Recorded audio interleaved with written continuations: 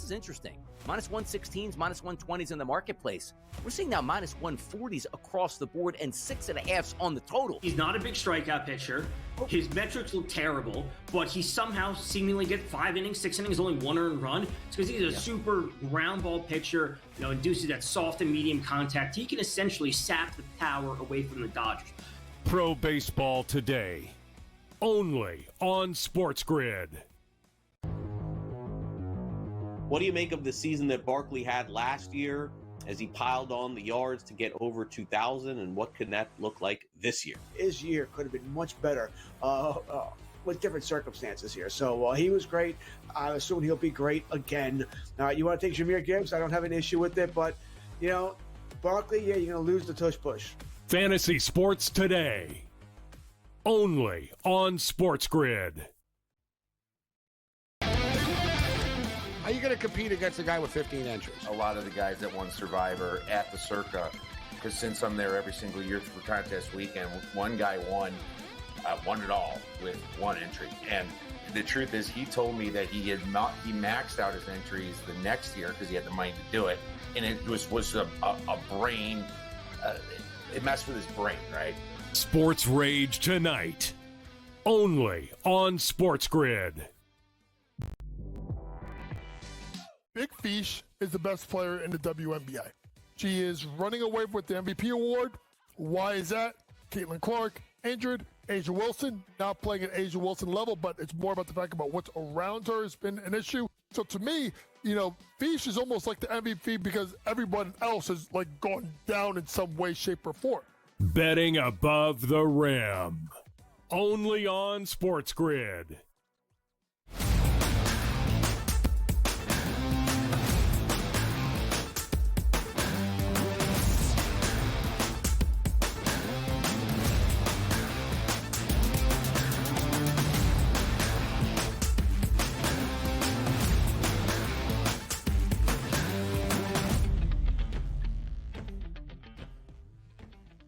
Oh, man, it's going to be a good second hour here on this Tuesday on the early line on SportsGrid. Why?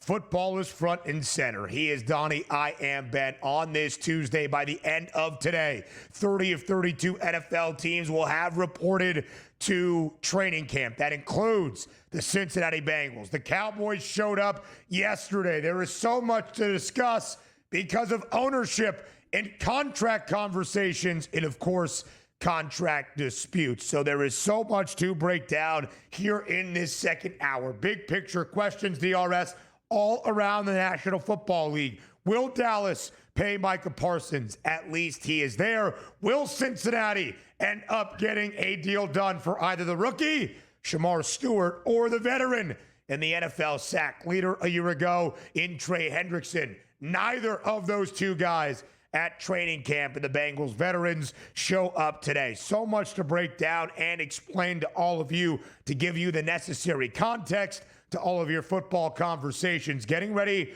for training camp in full around the NFL.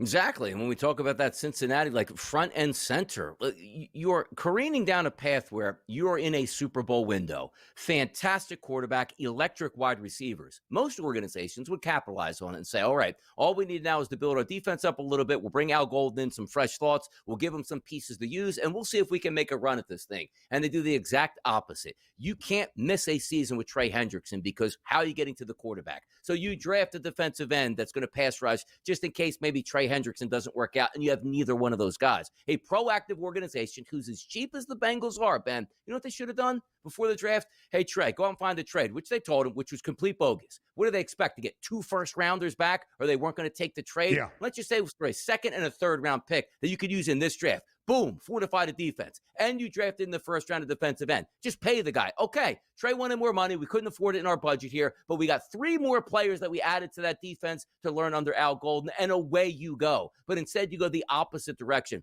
Who wins at this? Honestly, Ben.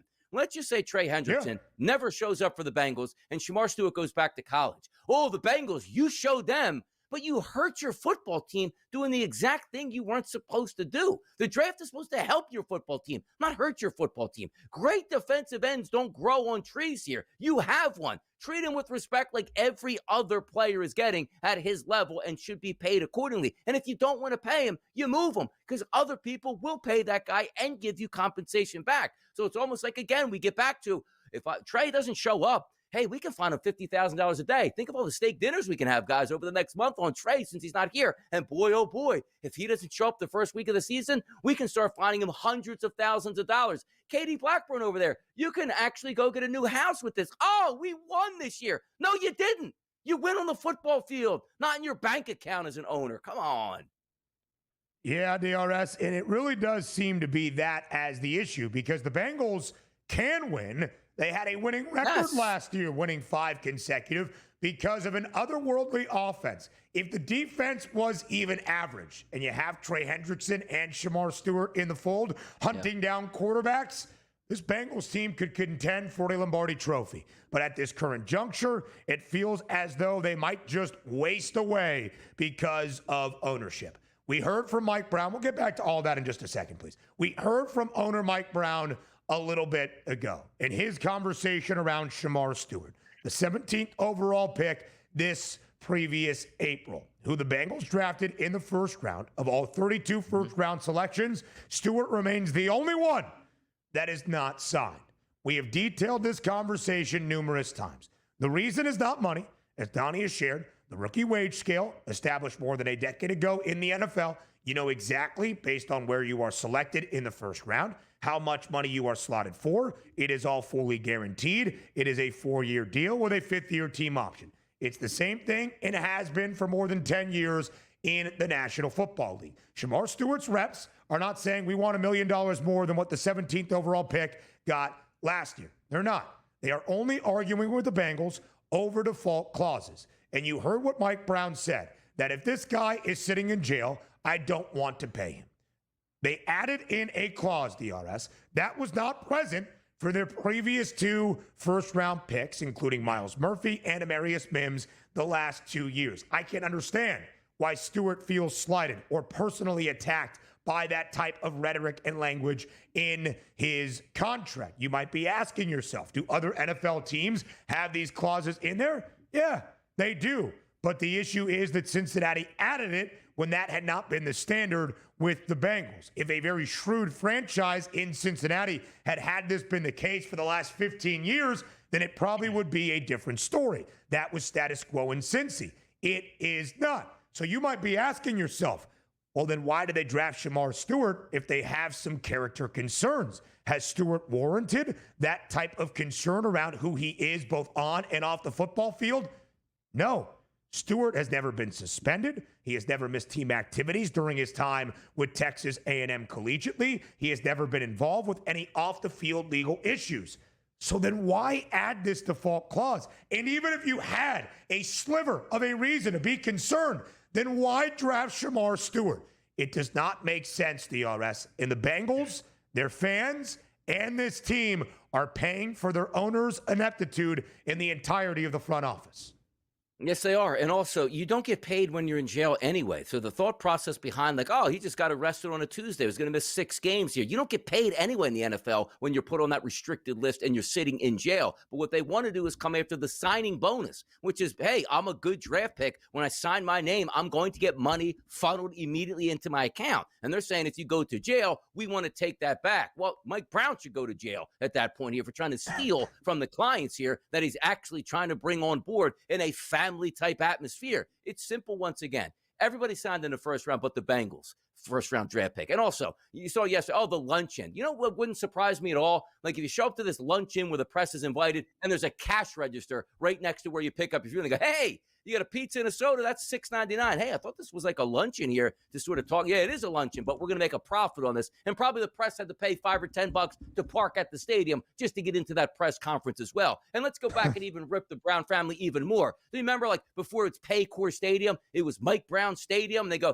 when we can't afford this, well, I got to take my dad's name off the stadium to afford Joe Burrow. Welcome to the 21st century in capitalism here. Your goal is to make money, but also give the fans what they're paying for as well. Ask any Cincinnati Bengals fan, should you pay Trey Hendrickson? Yes. Should you remove that clause in your first-round pick? Yes. I just want to worry about the product on the football field. From a terrible defense last year, you go out and do the right thing, sign your wideouts and quarterback, and then take 2 steps back by not helping your defense out at all in a very tough division. The fans are the ones held hostage right now. It's amazing.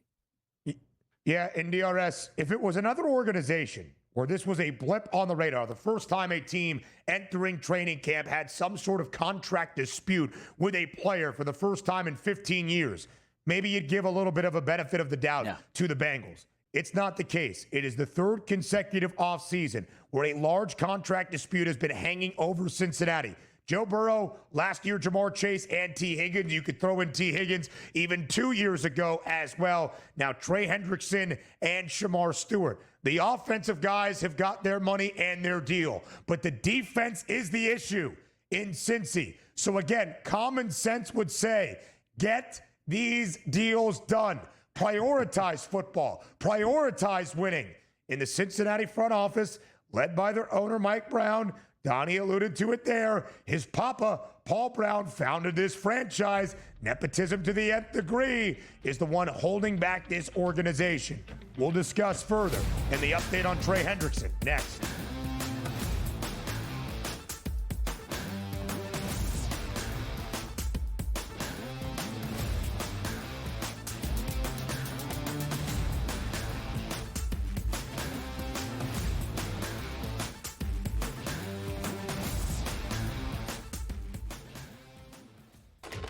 Enter into the magical world of McLuck.com, where even the smallest of spins can win real cash prizes.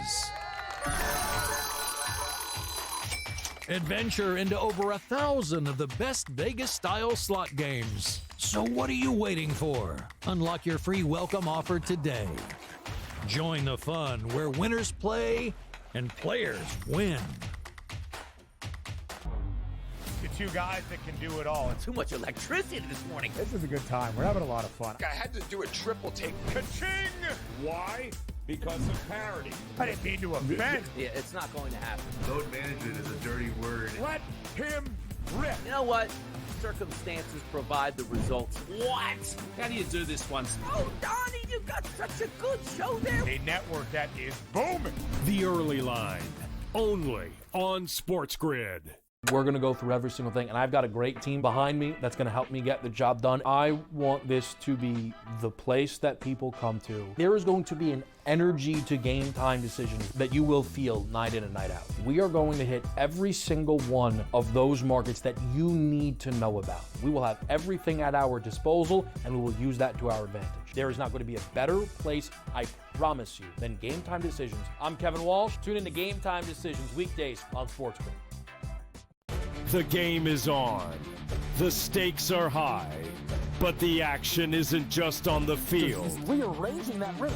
Get it inside! SportsGrid's in-game live. Your ultimate second screen experience. A little flyer, couple of 15.5-point live line. Every prop, every play, every day. Anything can happen. That's complete chaos.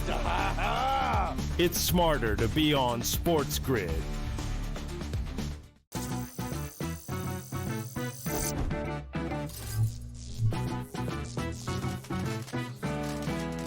Did you know sportsbooks tend to draw up tighter bet lines for events that get even more bettors, like championship games or major matchups? My tip? Try betting on less popular sports. You might have a better shot at beating those odds. Now, go get lucky. See you in Las Pages. Let's get lucky.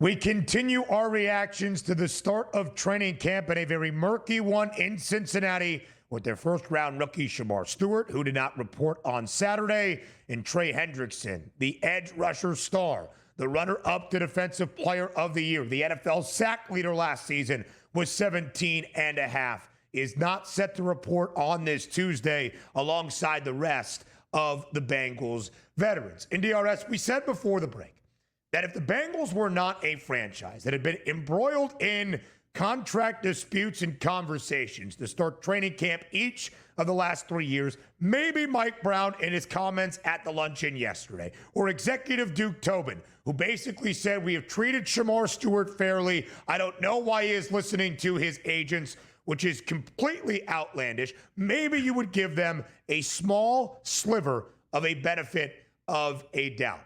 But that's not the case in Cincinnati. Maybe you want to take ownership's side. Hey, they're the owners. They run the business. They can put in whatever wording they want to contracts. They can do whatever they want with their money, even at the expense of football success on the actual field. The players have to fall in line. All right, that's your assessment. I vehemently disagree, but that's your assessment. Hey, Shamar Stewart's got to earn it. He's a rookie. He can't be asking for diddly squat. All right, sounds fine. But Trey Hendrickson has proven it. Trey Hendrickson, entering each of the previous 2 seasons, has been asking for a contract extension to find value as edge rusher salaries and a salary cap increase around the NFL has ballooned. He has been asking for a new deal. The Bengals have been hesitant to give him one. So what has Trey Hendrickson done, DRS? Each of the previous 2 years recorded 17.5 sacks for Cincinnati. Last year, as we said, leading the NFL in sacks and a runner-up to Defensive Player of the Year. If any guy in the NFL has proven his worth based on what he has done on the football field, it is Trey Hendrickson. And yet, he is not getting a new contract, and he is not showing up to training camp today in Cincy. And the best part about this is it's not hard to understand the situation. Like, really good defensive ends are sought after. So if you don't want to pay him, you could easily trade him to get great compensation back. But you know what's even better? Your defense is struggling. He's already here. Just pay him what he's worth at this point right now. That usually works a little bit better. So what do the Bengals do again? The worst case scenario for everybody. Piss off the player. He doesn't show up. He doesn't perform. And nothing goes right at this point. That's what I have the issue with. It's not as if like the trade market was, you're only getting 7th rounders back for Trey Hendrickson. Like, we might as well pay him at this point, or we don't want to pay him, but we don't want to take a 7th rounder. Like, you told him to go out and find a deal. And literally, you basically said, look, unless he brings us back the greatest return for the history of a defensive end in the National Football League, we're not going to move him. So basically, you bait and switched him right away, where the agent and the player are like, okay, let's go and find that trade destination. You know, they found multiple partners with decent trade options. The Bengals go, we actually didn't think you would get a trade offer, and this isn't 2 first-round picks, which is what we wanted for Hendrickson, which is never going to come down the line. But again, simple equations before the draft, put the guy on the move, get the players in camp that are cheaper, younger, and maybe more efficient than having just one defensive end at this point, which again, I disagree with. I'm just going around what the Bengals might thought, like, hey, let's put a cherry on this thing to see how it works out. But for me, nothing makes sense with what they're doing. And the worst case scenario for the team is Trey Hendrickson doesn't show up to camp, and then maybe he shows up week 6 because he doesn't want to forego the entire season and he can't be eligible for free agency. Then he gets injured in week number 7, and nobody wins at this point right now. But the joke that I always have with the Bengals is, I'm telling you right now, Ben, they love the fact that Hendrickson isn't showing up because it's just more money that they can put in their kitty, from like $50,000 to $100,000 a day, whatever those fines are going to be racking up to be. They love this. They absolutely love it, to the detriment of their team. They don't care. $17 million is what Trey Hendrickson is owed specifically this year for the final year of his contract in Cincy. His annual average value, $21 million per year. If you add in George Karlaftis' extension with Kansas City over the weekend, Trey Hendrickson would be the 12th highest paid edge rusher. The NFL sack leader is the 12th highest paid edge rusher currently based on AAV around the National Football League. That doesn't make sense in a time where the salary cap has ballooned to a point where people are being overpaid even if they are not worthy. Trey Hendrickson certainly is. Here's what Mike Brown had to say, by the way. Quote, dealing with him is sometimes not so easy, and that's all right. He's got the right to argue his case. We'll try to make sense of it from our perspective. We'll see. I'm not persuaded that it isn't going to get done. As far as I'm concerned, the sooner the better. Well, the sooner would have been back in February or March, Mike, but hey, that's neither here nor there. And again, DRS, this is not for an offensive, I mean, everybody would be important for a team trying to contend for a Super Bowl, but the Bengals feel pretty comfortable with what they have offensively. For a team that ranked bottom 10 in terms of points allowed and yards allowed last year defensively, for a team that had a winning record at 9-8 and yet missed out on the postseason, what was the issue? Defense. These should be the guys. Trey Hendrickson first and foremost, and then the rookie Shamar Stewart that you bring in to improve. The win total for the Bengals, 9.5. They're still favored to make the playoffs at -152, but it's that 11-1 and 22-1 price, DRS, to win an AFC and a Lombardi trophy. That's the Bengals' goal, and they are a team capable of doing so, as we saw back in 2021 and 2022. And it is a price I would be willing to bet if Hendrickson and Stewart end up in camp. I'm just not so sure that happens anytime soon. Yeah, we'll see if it does. But again, you're taking those Super Bowl prices and those AFC Championship prices, banking on your defense is going to be able to get stops in December and also January. And you know me, Ben, what's one of the main talking points I like to have? Let's just say you go into the season and Shamar Stewart goes back to college or just sits out, and Trey Hendrickson isn't a part of that franchise. Do we think that the injuries just stop too? Like, oh, well, all 11 guys will be healthy the entire season. You go through a war of attrition. This team can't field that or certainly perform to the capabilities that they want to. And how about if you're Al Golden? Like, hey, I'm going to make that bump up in the NFL and be a defensive coordinator. Hey, Al, defense stunk last year. We're going to hamstring it even more this year. Good luck with that. It's just a bad vibe around the entire franchise. So many times you want to start the season, everybody pulling in the right direction, and the Bengals are a mess. Every year they have a slow start. Why? Because their ownership sucks. That's why. It should only be optimism. It's not. Same story in Dallas. Next.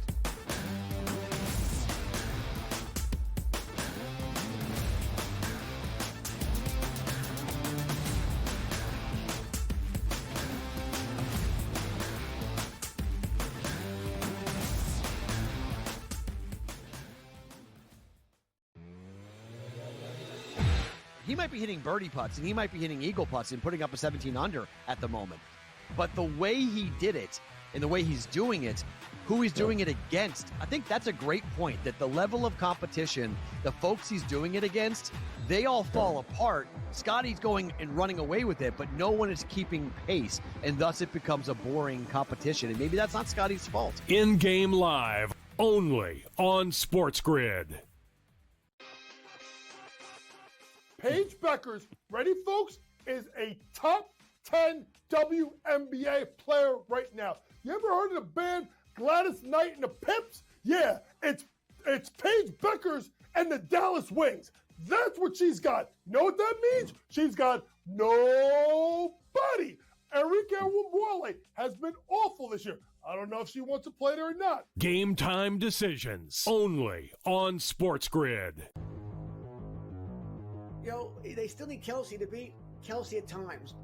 I think they will baby him again. He won't be out there for 70, 80 plays. He's going to be out there for 55 plays, somewhere in that range here to keep him healthy as the season goes on here. So we have to keep that in mind as well. Plus the backup tight end there, he has some big games as well. So I think Kelsey is still very usable, but I think what you want to be careful about is you don't want to draft the name anymore. Fantasy Sports Today, only on SportsGrid.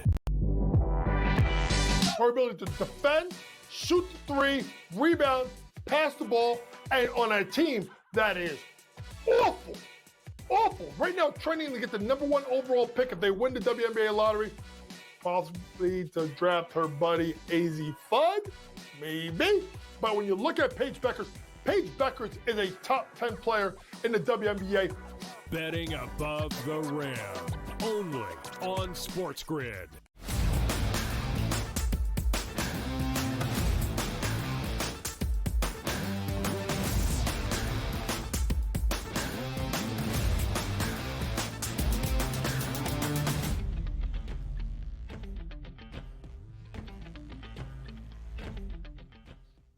The Bengals not the only team having issues right now signing star edge rushers, but I guess it's for a different reason, because this is Jerry Jones and his playbook to a T, welcoming in the drama each and every summer, each and every offseason, even as training camp begins at the camp home of the Dallas Cowboys out in Southern California in Oxnard. Yesterday, DRS, of course, the owner of the Cowboys, the star in his mind, Jerry Jones, was asked about the contract conversations with Micah Parsons, who reported to camp yesterday in Oxnard, but is still not happy, looking for that new deal. Here is what Jerry Jones had to say about their conversations with Micah Parsons and what the potential snafus have been. Just because we sign him doesn't mean we're going to have him. He was hurt 6 games last year. Seriously. We've signed, I remember signing a player for the highest paid at the position in the league, and he got knocked out 2/3 of the year, Dak Prescott. So there's a lot of things you can think about when you, just as the player does, when you're thinking about committing and guaranteeing money. Frankly,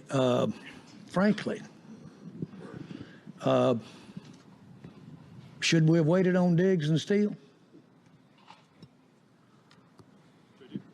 Oh, you brought him up. I didn't. Man, that is a Jerry Jones masterclass. Anytime that you can take shots at the stars of your franchise, at the star, the quarterback that you, Jerry, decided to pay $60 million per year, making the highest paid player in NFL history, and the guy that has been out there for you for 4 years, and you have waited till this point, till the 11th hour to pay him. It's not like it's somebody else's fault, Jerry. It's yours. Anytime you can throw them under the bus, DRS, to start off a new season, why not do so? Look, in the NFL, like, you get paid at the top of your position. It's what they do. You pay them sooner than later. You save money on your salary cap. Dallas doesn't like to do that. Now, there is something to be said about Jerry Jones, because he is right about one reason. Hey, why don't I just get the best out of them, and they're on their contract, and we'll deal with it when the contract is actually up, because in football, you do get hurt. But under the same thing, you can't be a hypocrite and say, well, it's a sport where everybody gets hurt. Why then, Jerry, why did you pay anybody on your roster? Why'd you pay any of the 53 guys? Like, because there's a chance they can get hurt, and why not just ride it out and say, I'm going to sell the Dallas Cowboys because my team can get hurt at any time? Like, that's a good business move for you, Jerry. You can't pick and choose at this point. And you can't also, Ben, the backup linebacker, the third string guard, he can't hold out and say I deserve more money, because he gets cut and nobody cares on the football team because there's no impact. You can't do it with your superstar players and say, we'll be just fine if Micah Parsons misses 6 games this season holding out and he's not happy about it. Again, it's pulling in the right direction to start a season with the common goal saying we want to win a Super Bowl. Everybody in camp, everybody paid, everybody works toward that goal. If you are Micah Parsons, understanding you will be paid more than any defender in the history of the sport, as long as your leg doesn't fall off over the next couple weeks. That weighs on people. That's your energy. That's your MO. The minute you get paid, you're in. You're all in as a soldier in that organization with the common goal of winning things. But when people start to say, I got to get mine before I get out on that football field, or I'm being the good shoulder, I played last year, I showed up to camp, I showed up to OTAs, I'm here for you, Jerry. And then you hear like, oh, we work things out, only to not work things out, and we'll let this play out at this point. Like, nothing gives you good vibes. And also, Mike is a good dude. He's not in trouble with the law. He crushes pockets and wrecks game plans. Those are the guys you're supposed to pay. He also only missed 4 games, not 6, Jerry, as you claimed yesterday last season. And outside of that, DRS, he has been sensational. An all-pro performer in his first 3 years in the league, the Defensive Rookie of the Year, and a first-team AP All-Pro in each of his first 2 years. Even last year, only playing 13 games, he still had 13 and a half sacks. I do believe he has had at least 12 sacks recorded in each of his first 4 years. But again, much like Mike Brown in the Bengals front office likes to shortchange people and act in shoddy and poor business ways, Jerry Jones is also poor at what he does business-wise, but for different reasons, because he doesn't have financial foresight to pay Micah Parsons last offseason, average the deal over the final 2 years of his rookie contract, and make Micah Parsons the highest paid non-quarterback in NFL history at $34 million. If he had to do that now, it would be more than $41 million per year when TJ Watt just signed last week. But, Donnie, this is what he does. He did it last year for both CeeDee Lamb and Dak Prescott at the 11th hour, deep into August, as training camp and the preseason nears to a close. That's when Jerry Jones acts. So we can expect the same this year for Micah Parsons. What it means for the Cowboys next.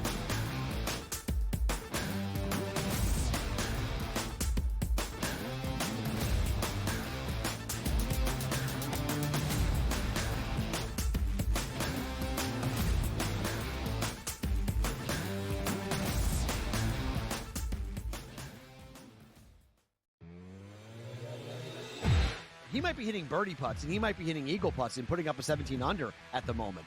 But the way he did it and the way he's doing it, who he's doing it against, I think that's a great point, that the level of competition, the folks he's doing it against, they all fall apart. Scotty's going and running away with it, but no one is keeping pace, and thus it becomes a boring competition. And maybe that's not Scotty's fault. In-game live, only on SportsGrid.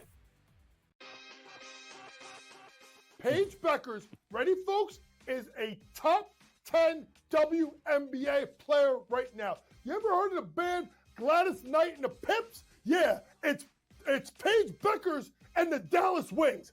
That's what she's got. Know what that means? She's got nobody. Enrique Wumwale has been awful this year. I don't know if she wants to play there or not. Game time decisions, only on SportsGrid. You know, they still need Kelsey to beat Kelsey at times.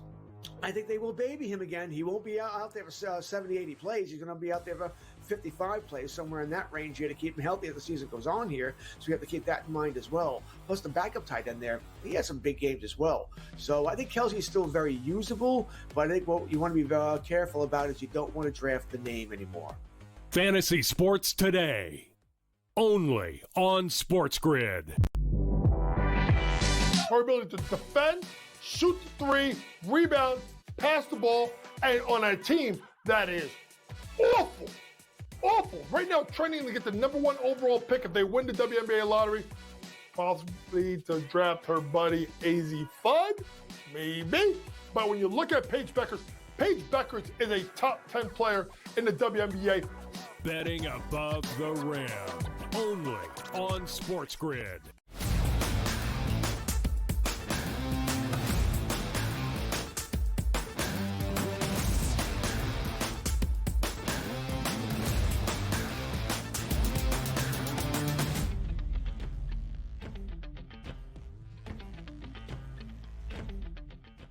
Live right here on the early line on SportsGrid. It is a Tuesday. At the end of this Tuesday, July 22nd, 30 of 32 NFL teams will be in training camp. But of course, DRS, it's the guys who do not report because of contract disputes, and perhaps those that even showed up to training camp that might not be working out on the first day of on-field activities, like Micah Parsons for the Dallas Cowboys in Oxnard. We'll talk about the Bengals a little bit further in just a matter of moments. But DRS, although I disagree with Jerry Jones and his negotiating tactics, throwing his players under the bus, taking unnecessary and incorrect shots at them, and how long he waits to actually pay them when it would be financially beneficial to Jerry's own pocketbook if he did so earlier, he often does fork up the cash. And he has no issue making sure it could be the richest deal you have seen for insert X position in NFL history. So I ultimately do believe at some point, even if it's early September before the Cowboys kick on that opening Thursday night of the year, Thursday, September 4th, Jerry Jones will pay Micah Parsons what he is deserving of as one of the highest, if not the highest, non-quarterbacks in NFL history. Like sometimes you relate it to like college football and how they do like the recruiting rankings where it's like, hey, if I haven't committed yet, I'm the hottest star across the planet here. Every publication is going to be talking about my whereabouts, what schools I'm going to set up, where I'm going on trips, and did I make a silent commit at this point? The reason I bring that up is not from Micah Parsons' perspective, but Jerry Jones feels like the longer you talk about the Dallas Cowboys and whatever controversy, the good of it is for the Dallas Cowboys, the #1 brand in professional sports, in the history of professional sports on this planet. It's almost like he enjoys it because, yeah, it might cost me a little bit more money, but That's cheap money compared to 90 straight days of me talking about Micah Parsons in the press and leading SportsCenter and every publication out there and when it's getting done. And then when it gets done, the richest contract ever signed from a defensive end / quarterback / wide receiver we've ever seen here. It seems like that's the better business for the Dallas Cowboys here. Does it make sense to me? No. And also from the understanding of the offseason where Mike is going to be the highest paid guy. And then all of a sudden you get other contracts out there coming in, which only raises the price of what Micah wants. And then hey, forget about your agent, forget about Steven, forget about the rest of the organization. Just come in my office, we'll talk it out. Yep, got the deals worked out. Months later, it's still not worked out. That's what doesn't make any sense at this point. Like, was it a silent commit here from, Micah Parsons in March? Like, yeah, we'll get that deal done. And Jerry goes, hold off. We got the money for it. Here's what it's going to be. Hold off a couple months. It's better for business here, and then we'll take care of you. Like, is that the madness schemes that we're building behind the scenes just to keep the Dallas Cowboys here in the spotlight? I don't think that's the case. But there is no case for Micah Parsons waiting a year and a half to get a contract extension that he does deserve from the richest, sports conglomerate the world has ever seen. Nothing makes sense. Again, 4 guys now make more than $35 million at the edge rusher position. All 4 signed those extensions this offseason. Nobody more than TJ Watt, $41 million per year. Myles Garrett, $40 million per year. Danielle Hunter and Max Crosby, $35.5 and $35.6 million. Crosby, $35.5, $35.6 for Danielle Hunter. Micah Parsons is deserving of that, as is Trey Hendrickson. And I know that Jerry is good for it as well. Again, just in a slightly different way of negotiating. Could he have paid Micah Parsons $34.5 million per year last year and made him the highest paid edge rusher in NFL history, but got it at a discount and averaged it out over the final 2 years of Parsons' rookie contract? Yes.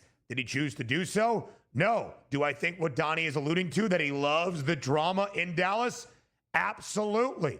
DRS, for the Cowboys, our question is never, will they have regular season success? Last year, Dak Prescott was injured, but the highest paid QB in NFL history, as Jerry Jones was alluding to, did not play the full season last year.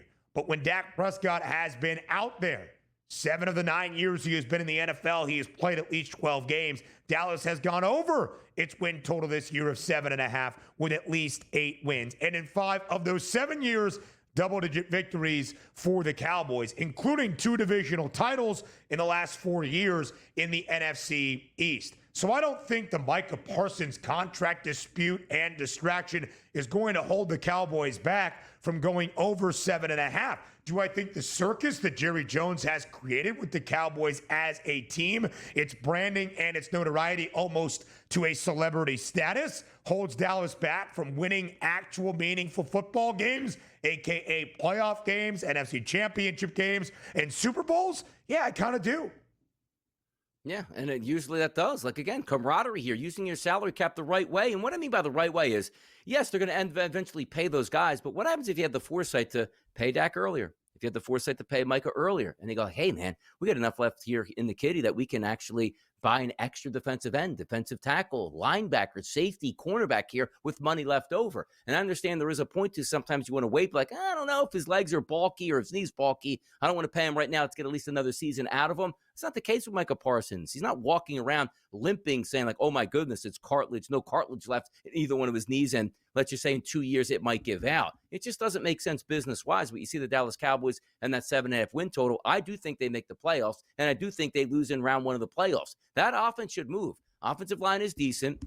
You have a semblance of a running game this year, which last year you went in with absolutely nothing. George Pickens comes over the wide receiver with CeeDee Lamb. Like, that offense should be able to cook. But the question is now, are you cooking with grease or are you cooking with low temperatures because Micah Parsons isn't happy to get his money yet? Come on now, Jerry. Make the right move. Sign this guy. Let's get on with it and make the playoffs. The offseason should be a time of only optimism. This guy is in the best shape ever. We had a great offseason throughout minicamp and voluntary OTAs. Oh, yeah, that second-year guy taking a leap in his third year. Our veteran guys are happy. They're leading the charge. They're leaders in the locker room. That is not the case for Dallas basically every year, and the same story in Cincinnati. Donnie, I have said numerous times, the first offseason bet that I made in the NFL was the Cowboys over the win total of 7.5, but I would never bet your money or my worst enemy's money on the Cowboys to win a Super Bowl at 47-1. And there's been a lot of changing parts in the last 3 decades.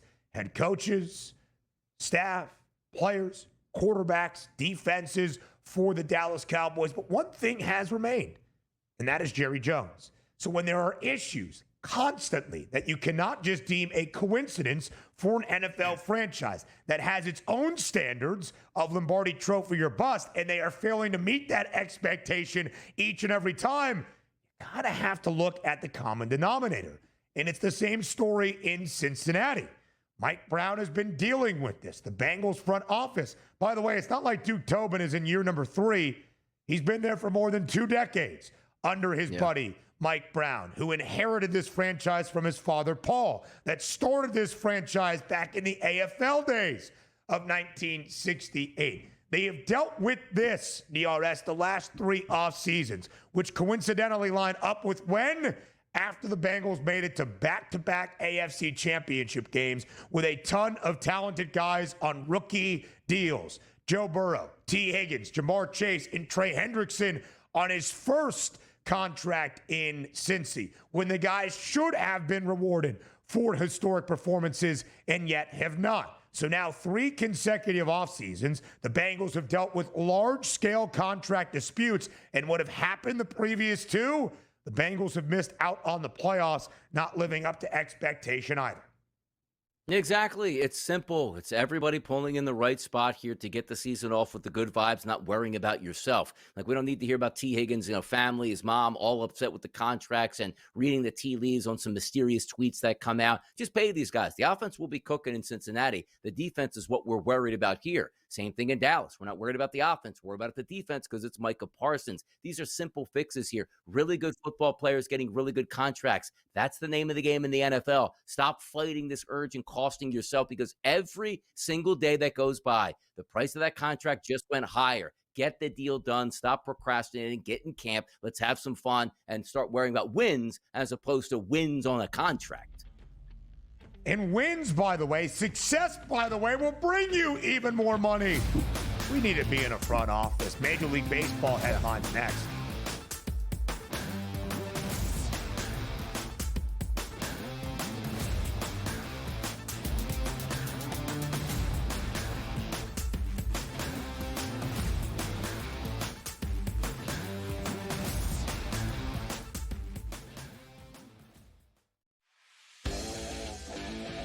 TJ Watt going to the bank. I don't remember the last time he had a sack in the last month of that season. And then in the playoffs, he did absolutely nothing. And then you're going to give him $41 million a year, $123 million, what, 108 guaranteed million guaranteed? Pharrell Coast to Coast, only on SportsGrid. No superstar wants to go to Portland there, so you go, oh, well, Payne actually wants to be back here, and this is going to hurt us. It sort of brings back those vibes where Kobe Bryant was in L.A. Great basketball player, horrendous basketball team, but maybe he could sell a couple extra seats and be a star in the building. That's Dame. And also from the perspective of what Dame wants, Dame just doesn't care about championships, and that's okay. Like, he makes a lot of money. He can do that and continue to lose in Portland. Can have it both ways, I guess. The Early Line, only on SportsGrid. Again, I mean, I gotta tell you, if I'm in that spot, I may do it again, George. I mean, I may take that shot again. Look, when he is healthy, he's the number 1 pick in fantasy, as good as Barkley or anybody else. What I'll say about McCaffrey is this: if you draft him and he misses 9 games with injury, you have no one to blame but yourself. I blame you, just because I can. Everyone else does. Fantasy Sports Today, only on SportsGrid. The game is on. The stakes are high, but the action isn't just on the field. He's rearranging that ring. Get it inside! SportsGrid's in-game live. Your ultimate second screen experience. A little flyer, couple of 15.5 point live line. Every prop, every play, every day. Anything can happen. That's complete chaos. It's smarter to be on SportsGrid.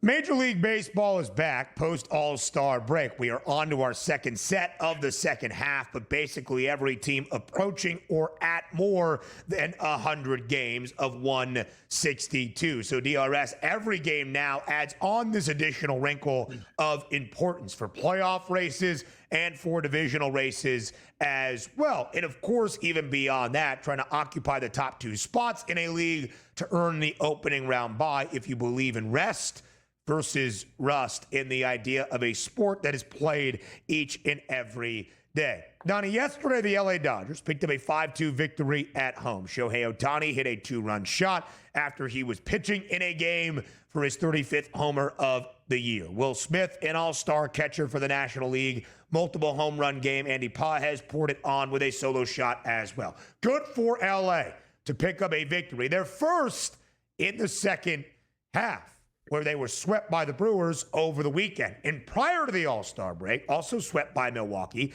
they had been riding a 7-game losing skid entering Saturday, their penultimate game of the opening half. It was the longest losing streak for LA since 2017. So fair to say that baseball's best team, and still the very short NL pennant and World Series favorites, not playing their best baseball in the last 2.5 weeks around the All-Star break. And yet, the Dodgers maintain a 3.5-game lead to win the National League West, a division they have won 12 of the previous 13 MLB seasons. Here are the records right now and the odds dating back to BetMGM for where things stand right now around the National League West. Minus 2,000, still the price on the LA Dodgers. The Padres, second best record, 3.5 games back, 13-1. The Giants are riding a 6-game skid. They are 14-1 and now 7 games back of LA. Dodgers not playing great. Nobody really giving Los Angeles all that much of a chase. So, Donnie, the question to you in this big picture conversation, are the Dodgers in any real danger of not winning the National League West for a 13th time in the last 14 years? I don't think so, and the odds are certainly reflecting that. You have a 3.5-game lead with 2 months and a change left in the season, and you're being priced at a minus 2,000 price, and it's not as if it's at the Chicago White Sox and the Colorado Rockies on your tail 15 games behind. It's like, oh, we got this clear. Like, you have a pretty good Padres team here, a Giants team that's really struggling right now, but an Arizona Diamondbacks team that's talented as well. Now, also, the Diamondbacks looking to possibly sell. The Giants, even though they're 3 games above 500, they've lost 6 games in a row. Your de facto competition is coming from the Padres, which we did that, at the All-Star break. Take a look. I really like the Padres in the second half. I just want the Padres to make a move, get that pitching staff healthy, and I think they can tangle with the Dodgers. But also understanding this, which I've stated, Ben, since day number 1 of the Major League Baseball season. Don't judge the Los Angeles Dodgers where they're at in April, May, or June. Judge them after the trade deadline. And as I talked about, like teams like the Yankees and the Phillies right now, who's going to make that move that really puts that catapult into the final stretch of the Major League Baseball season? If the Dodgers had an 11-game lead right now, even as injured as they are technically in their lineup and the guys aren't playing that well, they probably just ride it out, get a bullpen arm, and see what they can do. But the fact that the Dodgers are struggling right now, and we know endless pockets and endless talent in the minor league system, that might spur them to say, oh, yeah, we really weren't looking now. Let's go out and get Eugenio Suarez and the best pitcher and the best bullpen guy, and let's really start to sort of cave in the rest of the NL down the stretch. That's what I'm actually worried about. I do think the Padres will push them, but you see that price point at minus 2,000, how much can they actually push? And also, if the Dodgers are down to 1.5-game lead over the next 2 weeks before the trade deadline, let's just say a week and a half, who do they pull the trigger on and then get healthy with and then say, okay, our starting pitchers are coming back. Ohtani's now pitching 5 innings. Muncy's back in the lineup, and we added Eugenio Suarez and another bat like Steven Quanner. You know what? We were able to get Clase away from the Guardians here just to throw in the back end of that bullpen because the Dodgers can do that.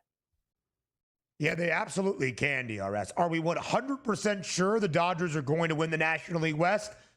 I'd say maybe not 100, but 99%. Yeah. Right? Something that is very close to 100, and those odds there at minus 2,000 for LA to ultimately get the job done despite some struggles in the last 2 weeks. I agree with. The Padres have won 7 of their last 10. They beat the Fish last night 2-1. The Padres have not lost a series in 4 consecutive, dating back to their 1st of July against the Philadelphia Phillies. San Diego is making a push. They are getting healthier, certainly in their starting staff, as you bring back Yu Darvish as well. But ultimately, Donnie, I do believe the Dodgers are going to win this division, and I do believe the Dodgers will even have one of the 2 best records at the end of it all in the National League to earn that opening round bye. What is even more fascinating, perhaps beyond the NL West race, is the Milwaukee Brewers, who have won 10 consecutive games and are the first National League team to get to 60 wins as well. They have that game advantage in the National League Central. And if you were to look now, DRS, at those odds to earn an opening round bye in the NL, those top 2 spots, the Dodgers still, despite all of that, minus 600 to have one of those top 2 spots. Even the Cubbies, despite trailing the Brewers by a game in their own division at plus 120, have a better price than Milwaukee at plus 210 to earn one of those 2 spots in an opening round bye.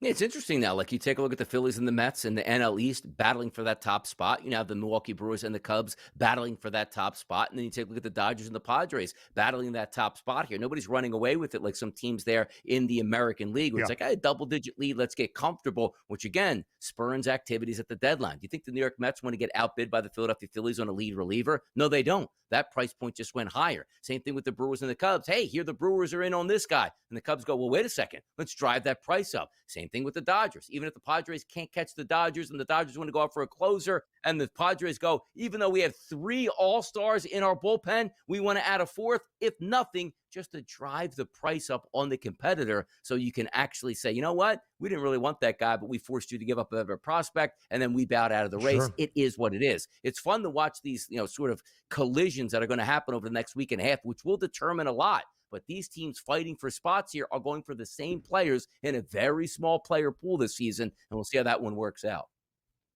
So obviously the odds makers are concerned, right, about the Dodgers in this downtrend of play. Yeah. Nope. They're still plus 125 to win the National League pennant. They're still plus 230 to win a World Series. Shorter now than even before the year, and still a third of everybody else in terms of that price to win a World Series championship for a second straight year. AL Rookie of the Year in our favorite city next.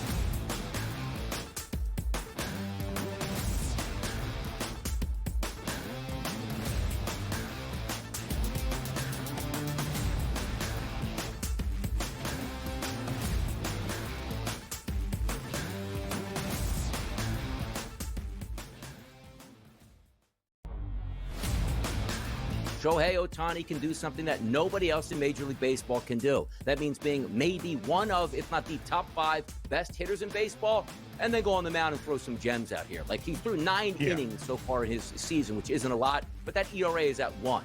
Are we saying that once he gets to 5 and 6 innings, that ERA is going to stay at 1? No, it isn't. But if it does, my goodness. I mean, just hand him the Cy Young on top of it as well. It's cheating. The Early Line, only on SportsGrid. Against him, I'm not surprised that he had no back down in his game, because he is a player that plays with confidence and swag, and it was really cool to see him get the job done, and the emotion at the 18th green with the interview with Amanda, especially for like a really kind of like, Jersey boy. Tough Good to see a Jersey little guy emotion with the gold necklace. You're like, oh, what's going on here? Yeah, Sure. that was super cool. The Smiley Show, only on SportsGrid. And I showed you the Heisman odds a week or 2 ago, and they had Garrett Nussmeier as the second favorite behind Manning. So Brian Kelly's very excited to have Garrett back at school. He is no athlete, in my opinion. You can quote me on that. Like, he is a clumsy white dude, and he sucked. I'm being nice now. Now all of a sudden you're talking about him being great? Oh, slow down there, coach. Pharrell Coast to Coast, only on SportsGrid. Eric Skubal, another incredible performance. I mean, almost going 7-8 innings again, striking out a ton. I mean, I kind of felt like the Tigers really wanted that win. There's a bit of narrative to it that people like to buy into, or, kind of, I don't want to say push a narrative, but the fact that he's doing what he did last year, but better, and is now in a spot to repeat, like, there's something to be said. Newswire, only on SportsGrid.